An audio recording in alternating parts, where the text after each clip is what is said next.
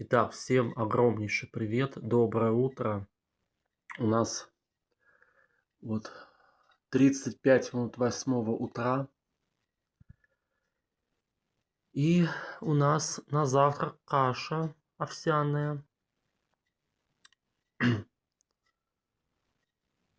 бутерброд с брауншвейгской колбаской, бутерброд со сметаной, кофе.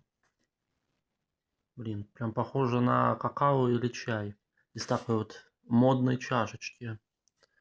Вот кофе я люблю с молочком. Кашка с вишневой такой добавкой, ну, с магнита, в общем, такая.